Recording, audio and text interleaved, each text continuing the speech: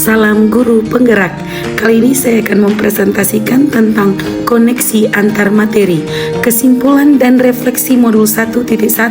Saya, Priscilia Teofani Mobilos SPD, CGP Angkatan 10 Kabupaten Minahasa, Satuan Pendidikan SMK Negeri 2 Tondano.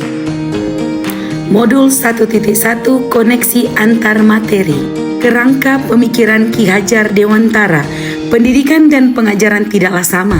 Pengajaran adalah bagian dari pendidikan.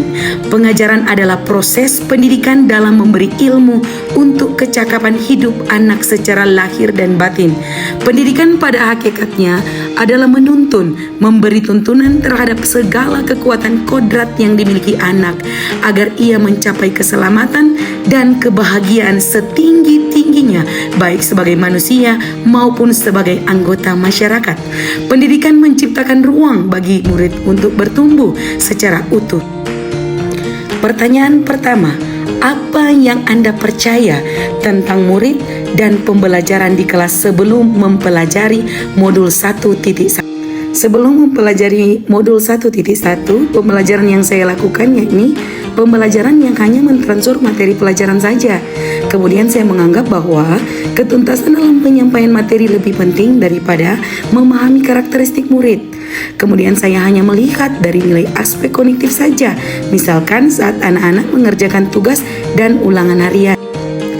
Kurangnya memperdulikan apakah murid sudah benar-benar paham dari materi yang saya sudah ajarkan, karena fokus utama saya ke ketercapaian materi, mengingat banyak elemen yang padat yang perlu saya capai di setiap semester, sehingga saya hanya meminta siswa menghafal materi yang saya ajarkan tanpa memikirkan apakah materi yang saya ajarkan sudah dipahami sepenuhnya, sehingga saya sering merasa gagal, mengeluh jika banyak murid yang tidak tuntas saat melakukan evaluasi. Pertanyaan yang kedua, apa yang berubah dari pemikiran atau perilaku Anda setelah mempelajari modul ini?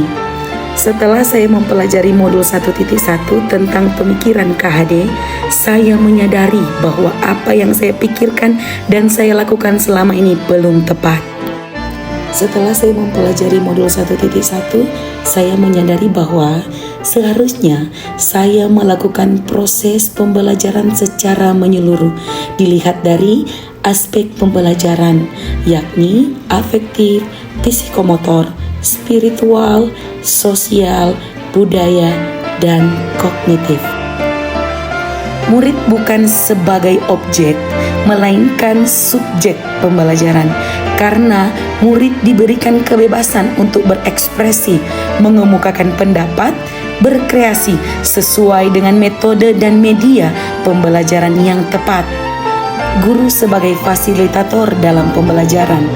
Guru harus ikhlas penuh kesabaran dengan segala ketulusan hati. Guru harus mempelajari karakteristik murid. Guru memberikan kesempatan murid untuk tumbuh sesuai dengan kodratnya, agar terwujudnya pembelajaran yang menyenangkan dan berpihak pada murid. Pertanyaan yang ketiga, apa yang dapat segera saya terapkan lebih baik agar kelas Anda mencerminkan pemikiran Ki Hajar Dewantara? Yang dapat saya terapkan dalam pembelajaran di kelas antara lain merancang pembelajaran interaktif dan menyenangkan dengan melibatkan murid sesuai metode student center, menerapkan pembelajaran abad 21, berpikir kritis, kreatif, dan komunikatif, serta kolaborasi, agar terwujudnya pembelajaran yang berpihak pada murid sesuai dengan pemikiran KHD yang memerdekakan anak. Pembelajaran tidak lagi menuntut, melainkan menuntun, mengenali karakter dan latar belakang murid dengan menjalin komunikasi yang baik.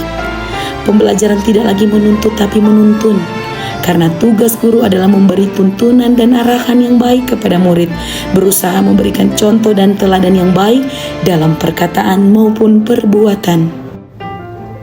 Cara yang saya lakukan untuk menciptakan lingkungan belajar yang berpihak pada murid, pertama, menciptakan suasana ruangan kelas yang berbeda, perbanyak interaksi dengan murid, beri perhatian yang sama kepada semua siswa. memahami latar belakang siswa, memberikan support penuh kepada siswa, menggunakan teknologi dalam pembelajaran, gunakan media pembelajaran dalam praktek, ice breaking agar siswa tidak bosan, membagi kelompok diskusi kemudian dipresentasikan di depan kelas, serta melibatkan siswa secara aktif dalam proses diskusi. Pembelajaran yang berpihak pada murid yang relevan dengan pemikiran KHD. Yang pertama, ice breaking untuk menghilangkan rasa bosan pada siswa, melatih berpikir kreatif dan kerja sama tim. Kemudian menjelaskan materi pembelajaran dengan menggunakan media pembelajaran berbasis IT. Kemudian membimbing siswa dalam diskusi kelompok serta presentasi kelompok menggunakan PowerPoint. Pengembangan kompetensi bagi siswa SMK agar siap dan mampu bersaing di dunia usaha dan industri. Pertama, terampil menggunakan komputer. Kemudian pengembangan kompetensi menjadi petugas agen pos SMK Negeri 2 Tondano, terampil sebagai kasir dan pramuniaga di program keahlian pemasaran.